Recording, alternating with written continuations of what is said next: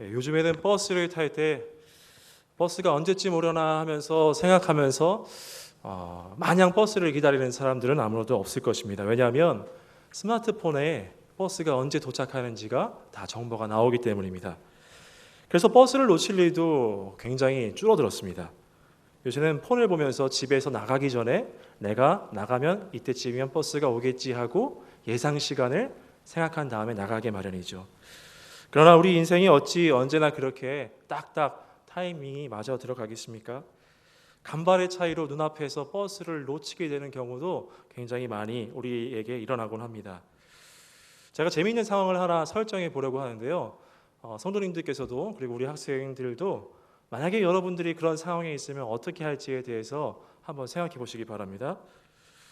중요한 사람과 중요한 저녁 약속 자리가 생겼습니다. 그래서 만반의 준비를 하고 집을 나설 준비를 하고 있는데 그날따라 일이 많이 생겨가지고 귀찮게 하는 사람들이 막 저에게 귀찮게 하는 바람에 늦어졌습니다.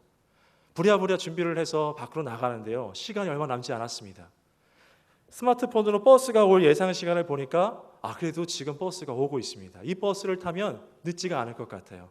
그래서 버스 정류장을 향해서 힘차게 뛰어왔습니다. 그래서 이제 가고 있는데 혹시나 뒤에서 버스가 오진 않을까 조마조마하면서 뒤를 돌아보면서 가고 있는데 저 모퉁이에서 버스가 이제 돌아서기 시작하는 겁니다. 이런 경험들 다 있으시죠? 근데 그 버스가 천천히 오지는 않더라고요. 전속력으로 이제 버스가 달려오기 시작하는 겁니다. 그럼 어떻게 해야 됩니까? 뛰어야죠.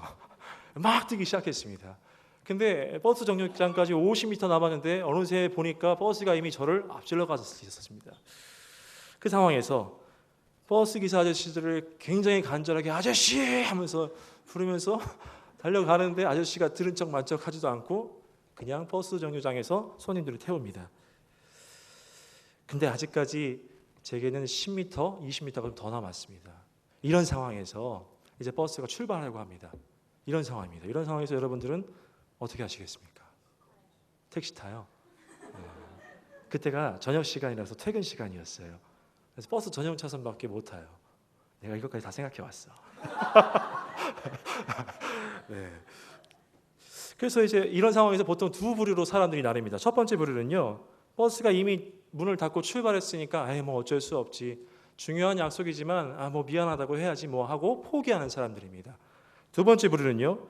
버스가 문을 닫았음에도 불구하고 버스를 절대 놓치면 안 되겠다는 마음으로 막 달려가서 주변 사람들 아랑곳하지 않고 막 문을 두들기고 아저씨 하고 막 세워달라고 하는 사람입니다. 무조건 이 버스를 타야만 하기 때문에 이런 행동을 하는 것이죠. 근데 혹시 여러분들 이런 행동을 하는 사람들을 보신 적 있으세요? 저는 종종 보는데요. 버스 정류장에서 이런 사람들을 볼 때가 있고 제가 그 버스를 타고 있는데 맨 앞자리에서 그 사람들이 막 문을 두드리는 장면을 목격할 때가 있습니다. 근데 이분들 정말 빠르십니다. 버스가 보통 사람보다 더 빠를 텐데 굉장히 빨리 달려오셔서 문을 두드리십니다. 근데 여러분들 이런 분들을 보시면 어떤 생각이 드세요? 저는 맨 처음에 제게 드는 생각은 이 생각이었습니다. 눈살이 찌푸려지더라고요. 다음 차를 타면 되지 뭐 저렇게까지 하나 싶더라고요. 실제로 이런 행동은 굉장히 위험한 행동입니다. 따라서 가급적이면 또는 그렇게 긴박한 사정이 아니라고 한다면 피해야 할 행동이죠. 근데 우리 인생과 우리 사정이 항상 그렇게 여유가 넘칠 때만 있는 것은 아닙니다. 누군가는 이제 정말로 그토록 바래왔던 취직, 최종 면접 시간을 맞추기 위해서 그 버스를 꼭 타야만 할 수도 있고요. 또 누군가는요, 해외 출장을 가기 위해서 외국에 가는 비행기를 타려면 꼭 그 버스를 타야만 하는 상황도 있을 것입니다. 이런 상황에 처하면 사람들은요, 필사적으로 달리고 필사적으로 문을 두드리고 소리를 칩니다. 누가 보든 말든 상관하지 않고 그렇게 간절하게 구합니다. 이걸 놓치면 끝장나기 때문에 포기하지 않는 것입니다.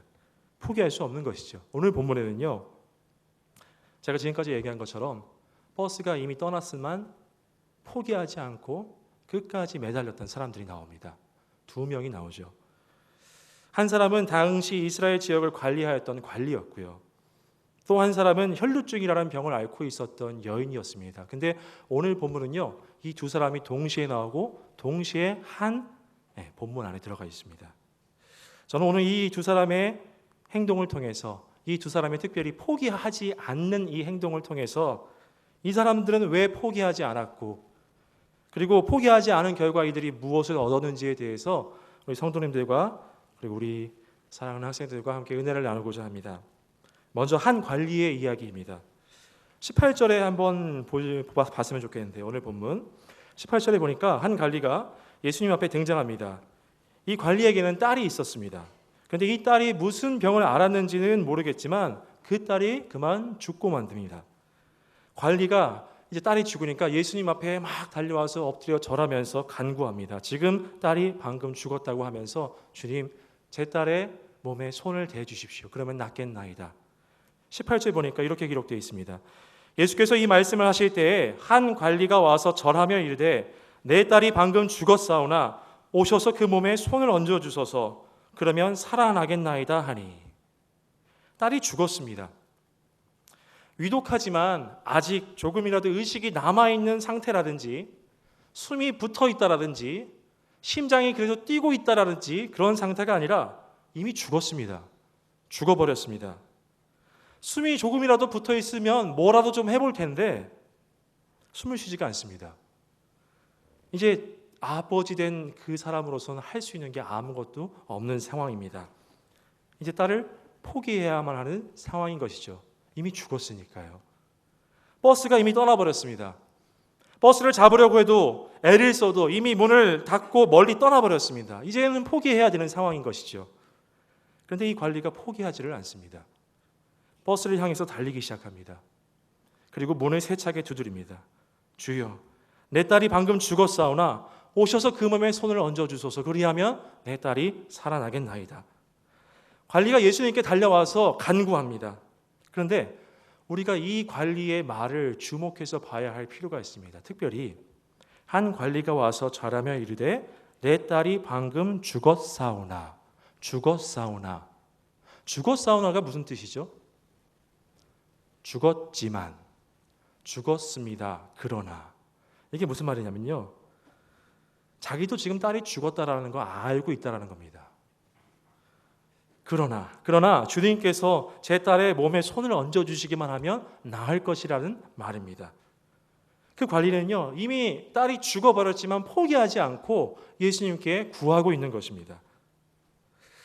딸이 죽었다는 이 받아들일 수 없는 현실 앞에서 이 현실을 받아들일 수밖에 없는 그였지만 그는 현실 앞에서 이 딸을 포기하지 않은 것이죠. 현실적으로 포기해야 할 상황이라는 것을 알았음에도 불구하고 자기 앞에 있는 예수 그리스도께서는 현실을 뛰어넘는 분이시기 때문에, 하나님의 아들이시기 때문에 자기 딸을 살릴 수 있다고 확신하고 예수님께 간절하게 구하고 있는 것입니다. 그런데 구할 때에 혹시 예수님이라면 고칠 수 있을까? 이런 마음이 아니라 예수님이라면 반드시 고칠 수 있다라는 확신을 가지고 지금 구하고 있는 것입니다. 그렇다면 우리가 이 관리를 통해서, 이 관리의 믿음의 모습을 통해서 본받아야 할 모습은 무엇일까요? 자, 다음은 혈루증 걸린 여인의 이야기입니다. 예수님께서 이 관리의 간청을 들으시고 그 죽은 딸에게 가보기 위해서 그 관리의 집으로 향하시던 도중이었습니다. 그런데 죽은 딸에게로 가는 도중에 오늘 본문 속에 또 다른 이야기의 주인공 한 여인이 등장합니다. 19절, 20절을 한번 보겠습니다. 예수께서 일어나 따라가시니 제자들도 가더니 12해 동안이나 혈루증으로 앓는 여자가 예수의 뒤로 와서 그 겉옷가를 만지니 이는 제 마음에 겉옷만 만져도 구원을 받겠다 함이라. 자, 이 여인은요, 혈루증이라는 병을 앓고 있었습니다. 혈루라는 말은요, 피혈자의 셀루입니다. 다시 말해서 피가 샌다라는 거죠. 혈루증은요, 여성들에게 나타나는 부인병의 일종으로 한번 하혈하기 시작하면 그치지 않고 계속 피가 흐르는 만성 자궁 출혈증을 뜻합니다. 근데 여러분, 피가 멈추지 않고 계속 흐르는 이 병을요, 한 달도 아니고 1년도 아니고 몇 년이죠? 12년 동안 앓고 있었습니다. 여러분, 12년이 체감이 안 되실 수 있는데 우리 학생 여러분, 여러분들이 초등학교 1학년 때부터 고등학교 3학년 때까지 딱 12년입니다. 길죠? 12년 동안 피가 멈추지 않았습니다. 우리는 조금만 피가 나도 죽을 것 같은데 이 여인은 12년 동안 피가 멈추지 않고 있었던 것이죠. 이 12년이라는 기간은요, 이 여인이 얼마나 오랜 세월 동안 얼마나 고통받았을지를 보여주는 그런 단어입니다. 그리고 한편으로는 이제 더 이상 병이 나아질 희망이 없음을 보여주는 단어이기도 합니다. 12년 동안 고쳐지지가 않았으니까요. 다시 말해서 포기해야 되는 상황. 자, 이 여인에 대해서 마가복음은요, 좀 더 자세하게 기록하고 있는데요. 우리 마가복음 5장 말씀 한번 띄워주시겠습니까? 마가복음 5장 25절에서 26절 말씀. 우리 다 같이 한번 읽어볼까요? 시작.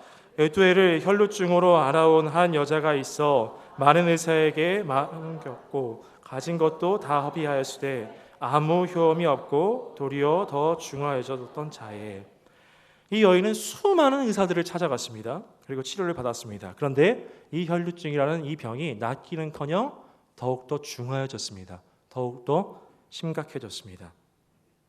또 의사들에게 치료 비용을 대느라고 이제 가진 것마저 없어져 버리게 되었습니다.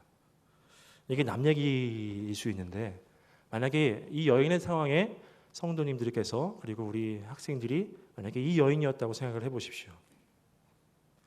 용하다는 의사는 다 만나봤지만 아무런 효과를 보지 못했죠. 오히려 병은 더욱더 악화되었습니다. 12년 동안 말이죠. 그런데 이제는 치료받고 싶어도 돈을 다 써서 치료받지 못하는 상황입니다. 어떤 상황이냐면 낙심하고 주저앉아 있어야 되는 상황입니다. 이제는 더 이상 뭘 해도 안 된다는 생각으로 다 포기해야만 하는 상황입니다. 그냥 집안에 틀어박혀서 하나님 원망하면서 삶을 포기한 사람처럼 그렇게 살아도 전혀 이상해 보이지 않는 상황입니다. 그런데 이 여인도 포기하지 않았습니다. 이 여인도 버스를 향해서 달리기 시작합니다. 필사적으로 달리기 시작하죠. 그리고 문을 세차게 두드리기 시작합니다. 이 여인은요, 예수님께서 지나가신다는 소식을 들었어요. 근데 그 예수님이 어떤 예수님이냐면 하나님의 아들이래요. 그리고 그 예수님이 어떤 예수님이냐면 문둥병자도 고치시고 안진뱅이도 일으키시고 눈먼 자도 눈뜨게 하신 그 주님이라는 소식을 들었습니다. 그래서 이 여인이 어떻게 생각하냐면 지나가시는 예수님이 곁에 가서 그 겉옷만 만져도 나는 구원을 받을 것이다 라는 그 믿음이 이 여인에게 생겼습니다. 자기에게 따로 오셔서 직접 진료하시고 진찰하지 않으셔도 그냥 예수님 지나가시는 그 옷깃만 스쳐도 나는 나을 것이다 라는 믿음이 생긴 것입니다. 그래서 예수님의 겉옷을 만지기 위해서 예수님 곁으로 눈에 띄지 않게 다가갔습니다. 자, 이 여인은요, 더 이상 아무것도 할 수 없는 현실을 마주했지만 그 현실 속에서 12년 동안 살았지만 포기하지 않았습니다. 이 여인에게도 딸이 죽어버린 관리에게 있었던 그 믿음이 있었던 것입니다. 하나님의 아들, 예수님은 하나님의 아들이기에 현실을 뛰어넘으시는 분이시기 때문에 내가 당하는 그 모든 고통을 해결해 주실 수 있는 분이기 때문에 그것을 믿음으로, 확신으로 의심하지 않고 예수님께 달려나간 것입니다.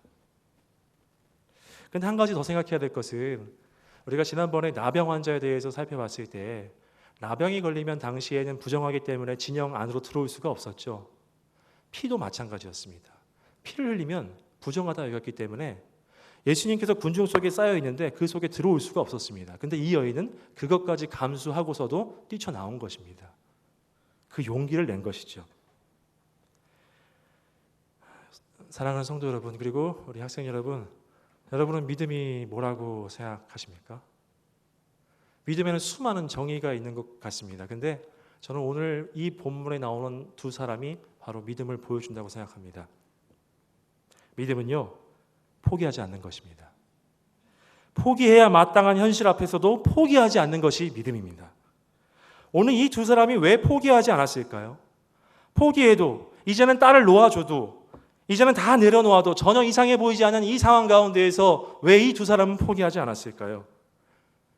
포기하지 않은 게 아니라요, 포기할 수가 없었던 겁니다. 하나님의 아들 예수 그리스도, 그를 믿기에, 그가 어떤 분이신지를 알기에 포기할 수가 없었던 겁니다. 그는 전지하신 분이시기에 모든 것을 알고 계시고 전능하신 분이시기 때문에 모든 것에 불가능이 없으신 분, Nothing is impossible 하신 분, 그분이시기 때문에 포기할 수가 없었던 겁니다. 자기 딸이 이미 죽어버렸지만 포기할 수 없었던 겁니다. 피가 12년 동안 흐르지만 고침받기를 포기할 수가 없었던 것이죠. 사랑하는 여러분, 내 앞에 아무리 높고 높은 장벽이 있을지라도 예수님은 그 위에 계십니다. 마음을 위에 계십니다. 내가 지금 당하는 그 모든 문제와 염려가 내가 도저히 해결할 수가 없을 것 같을지라도 예수님께서는 그 모든 것들을 초월해 계십니다. 이 두 사람에게는 그 믿음이 있었던 것입니다. 예수는 나의 힘이요, 예수는 나의 방패요, 예수는 나의 피난처시며 예수는 나의 요새이십니다. 그런데 어떻게 포기할 수 있겠냐는 말입니다. 이걸 내가 믿는데. 딸이 죽어버렸지만 12년 동안 피가 멈추지 않지만 포기할 수가 없었던 것입니다. 다시 말해서요, 이 두 사람은 예수님을 예수님으로 믿은 것입니다. 이게 중요합니다. 예수님을 예수님으로 믿은 것입니다. 사랑하는 성도 여러분, 그리고 사랑하는 중고등부 학생 여러분, 예수님을 예수님으로 믿으시길 바랍니다. 예수님을 예수님으로 믿을 때 우리는 포기할 수 없습니다. 포기해서도 안 됩니다. 더 이상 무엇을 할 수 없고 해결될 기미가 보이지 않고 할 수 있는 것이 아무것도 없다 판단되어질 때라도, 그 현실 앞에서라도 불안과 두려움이 나를 에워싼다 할지라도 포기할 수가 없는 겁니다. 예수님을 예수님으로 믿을 때 말이죠. 그러니까 포기하지 마십시오. 뛰어가서 문을 두드리십시오. 두드리기를 포기하지 마시기 바랍니다. 우리가 버스가 이미 떠난 것을 알아도 우리가 달려가서 문을 두드릴 수 있는 이유는요, 그 문이 반드시 열릴 것을 믿기 때문입니다. 그런데 여기서 한 가지 생각해 볼 것이 있는데요. 우리는 왜 이미 떠나버린 버스를 달려가서 잡고 매달리고 두드리려 하지 않는 걸까요? 달려가서 끝까지 주실 때까지 매달리지 않는 이유, 포기하는 이유가 무엇일까요? 저는 두 가지라고 생각합니다. 첫 번째 이유는요, 두드리지 않고 포기하는 첫 번째 이유는 문을 두드려도 문이 열리지 않을 것이라 생각하기 때문입니다. 우리는 우리의 이성과 우리의 상식에 하나님을 가둬둘 때가 너무나도 많습니다. 이성적으로, 그리고 내가 생각하기에 합리적으로, 세상 사람들이 생각할 때도 합리적으로, 하나님께서 이 정도는 하실 수 있겠다 싶은 것만 하실 수 있고 일어날 거라고 생각할 때가 많습니다. 가능성이 없어 보이는 것들은 구하기는 하지만 달려가서 문을 두드릴 정도로 한두 번은 두드리지만 끝까지 열릴 때까지 두드리지는 않는 것입니다. 내 생각으로 가능하다, 가능하지 않다를 내가 내 생각으로, 내 판단으로 내려버립니다. 그러나 우리가 믿는 예수 그리스도는 우리 생각에, 우리 이성에 갇혀 계실 분이 아니십니다. 우리의 현실 위에, 우리의 상상 위에 계시는 분이십니다. 우리는 그것을 잊지 말아야 합니다. 하나님은 하나님이십니다. 그 예수 그리스도께서 이렇게 말씀하셨습니다. 마태복음 7장 7절. 구하라, 그리하면 너희에게 주실 것이요. 찾으라, 그리하면 찾아낼 것이요. 문을 두드리라, 그리하면 너희에게 열릴 것이니 구하는 이마다 받을 것이요. 찾는 이는 찾아낼 것이요. 두드리는 이에게는 열릴 것이니라. 두드리면 반드시 열립니다. 그러니까 포기하지 마시고 열릴 것을 믿고 힘차게 세게 끝까지 두드리시길 주님의 이름으로 간절히 소원합니다. 여러분, 그것이 여러분의 학업과 진로에 대한 것이든 아니면 성도님 여러분들의 자녀에 대한 문제라든지 또 어떤 육신의 질병이라든지 가족의 구원이라든지 여러분들이 기도하고 있는 그 기도 제목들 끝까지 포기하지 마시고 끝까지 두드리시는 우리 모두가 되기를 주님의 이름으로 소원합니다. 두 번째 이유, 두드리지 않고 포기해버리는 두 번째 이유는요, 이미 문을 닫고 출발한 버스를 따라가서 문을 두드리는 것이 창피하기 때문입니다. 여러분, 혹시 정류장에서 이미 버스가 떠나버렸는데 그거 쫓아가서 두드리는 거 쉬운 행동일까요? 쉽지 않습니다. 저는 부끄러워서 그렇게 못하겠습니다. 정말 그렇습니다. 그럴 용기 있니? 난 없어. 버스 문을 두드리는 행동이 쉬운 것 같아 보이지만 사실 그렇게 쉬운 행동이 아닙니다. 버스 정류장에서 서 있는 사람들이나 또 출발한 버스에 타고 있는 그 사람들이 보고 있는 눈을 의식하기 때문입니다. 이 사람들의 눈을 의식하면 문을 두드리기가 쉽지 않은 것입니다. 차라리 포기하는 것이 더 낫겠다 생각하는 것이죠. 여러분, 우리는요, 세상에서 삽니다. 세상 속에서 삽니다. 그러나 우리는 그리스도인이죠. 세상 사람들과 함께 삽니다. 그런데 우리는 내가 그리스도인임을, 그리고 나의 믿음을, 나의 믿음의 고백을 세상 사람들에게 그렇게 쉽게 하지 못하는 때가 많습니다. 내가 그리스도인임을 쉽게 자랑스럽게 드러내 보이려고 하기보다는 숨기려고 하고 또한 말하지 않으려고 할 때가 많습니다. 부끄러워하는 거죠. 제가 그랬습니다. 저는 여러분 말할 때 성경책 들고 교회에 오는 거 굉장히 부끄러워했습니다. 그 모습을 보는 사람들을 의식한 거죠. 그리고 학교에서 점심시간에 너희들도 그럴 것 같은데 식사기도 안 하지? 식사기도 하는 게 부끄러웠습니다. 남들이 식사기도 하는 저를 보면 부끄러웠습니다. 왜 부끄러웠을까요?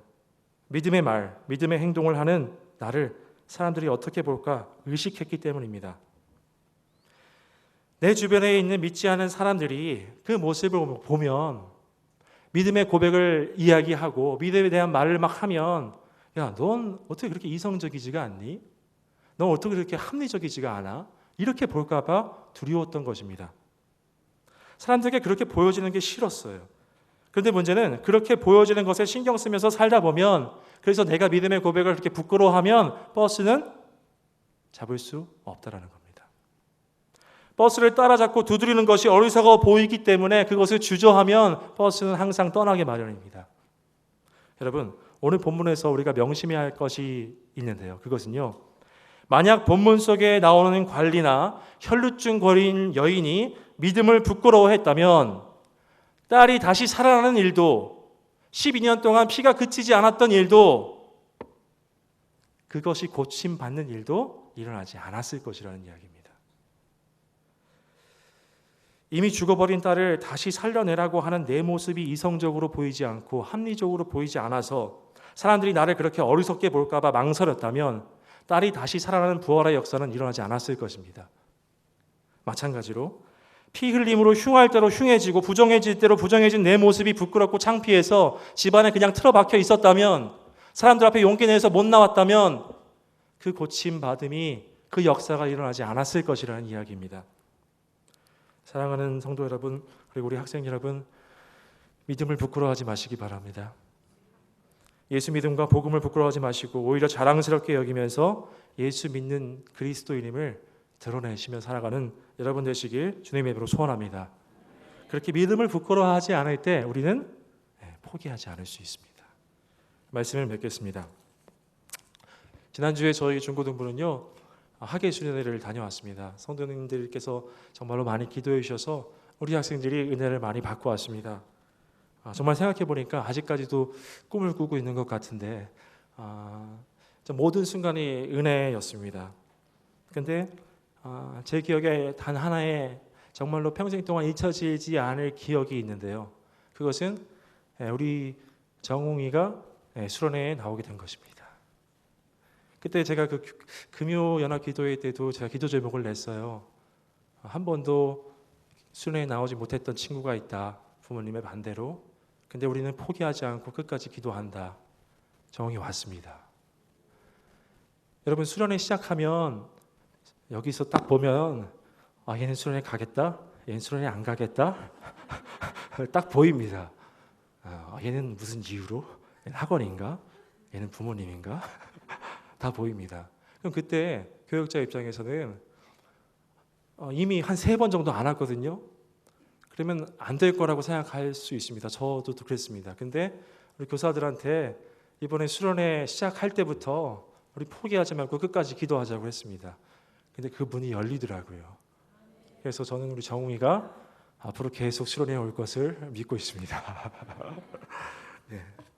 사랑하는 성도 여러분, 그리고 사랑하는 중고등부 학생 여러분, 혹시 여러분 앞이 지금 여러분 현실이 너무 암담해서 미래가 불안해서 뭘 어찌해야 할지 모르는 가운데 계십니까? 자녀들에 대해서 오랫동안 절실하게 구하고 구했는데 좀처럼 나아지는 것이 없는 것 같아서 구하기를 중단하거나 아니면 포기하고 계신 성도님들은 안 계십니까? 병이 낫기를, 육신이 건강하기를 바라면서 기도하고 구했는데, 그리고 내 가족이, 내 사랑하는 가족이 구원받기를 위해서 기도했는데, 간절하게 구했는데 도저히 가망이 없어 보이는 것 같아서 포기하려고 생각하신 적은 없으신가요? 사랑하는 여러분, 포기하지 마십시오.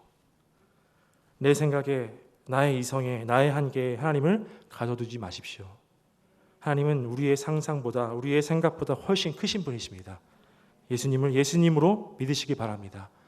그는 죽은 사람도 살리실 수 있는 분이시며 그의 옷자락만 만질지라도 우리는 나음을, 우리는 구원을 받을 수 있습니다. 그러니까 포기하지 마십시오. 그리고 달려가서 끝까지 문을 두드리시기 바랍니다. 우리 기도하겠습니다. 하나님 감사합니다. 오늘 말씀을 통해서